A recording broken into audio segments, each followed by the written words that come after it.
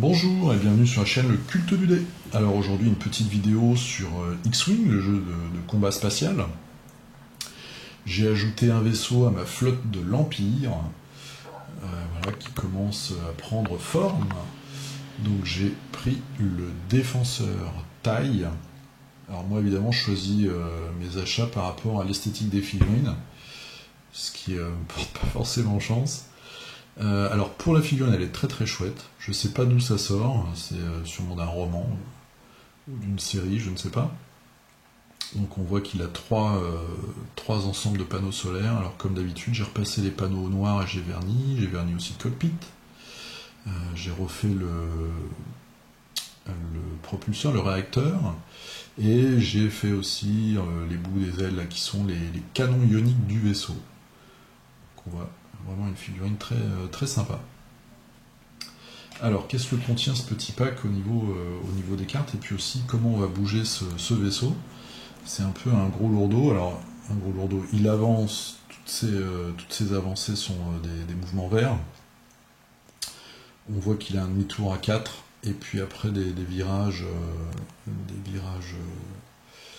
simples, je ne sais plus comment on appelle ça, en diagonale. Et les manœuvres rouges, ce sont des virages en angle droit 1 et 2. Au niveau des pilotes, on en a 4. Donc on a un pilote de base, un pilote de l'escadron Delta. Alors c'est un vaisseau qui a 3 en valeur dans toutes ses caractéristiques, attaque, agilité, structure et bouclier,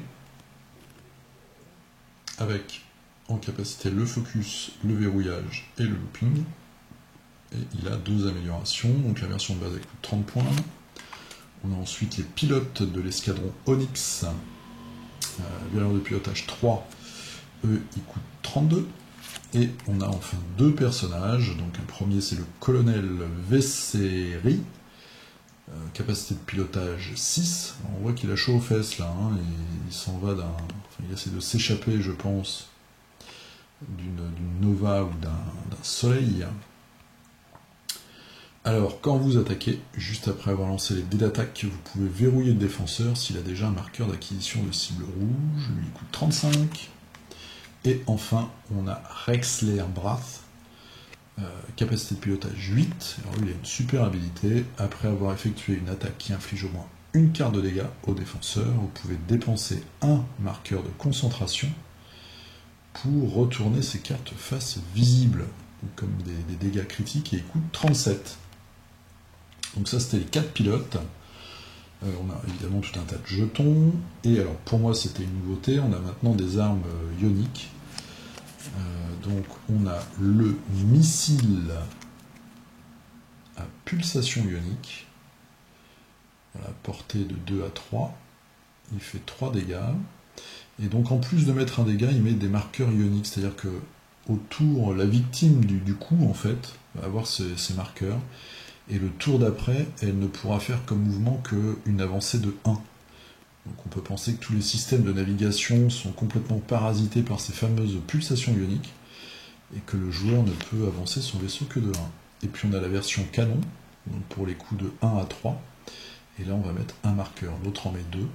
Je pense qu'il y a des cartes de défense qui permettent aussi de se défausser ou d'annuler les effets de ces fameuses armes ioniques. Mais j'en ai pas encore dans ma collection. Ensuite, on a une carte, comme ça, une carte d'amélioration qu'on peut mettre sur des vaisseaux, même si elles n'ont pas de symbole dans leur bandeau, ici en bas. Donc, on a la munition à sûreté intégrée. C'est une modification qui permet, quand on utilise une arme secondaire, de ne pas défausser la carte jusqu'à avoir fait un coup au but.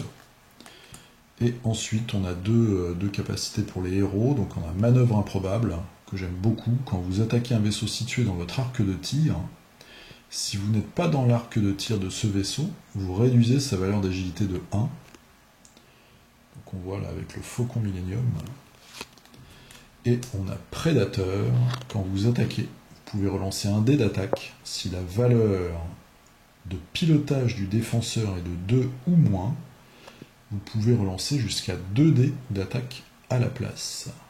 Voilà, donc ça c'est pas mal aussi. Prédateur, je crois que c'est une carte qui est. Je crois que ces 2 cartes Ce sont des cartes assez jouées en fait, assez répandues, souvent choisies par les joueurs.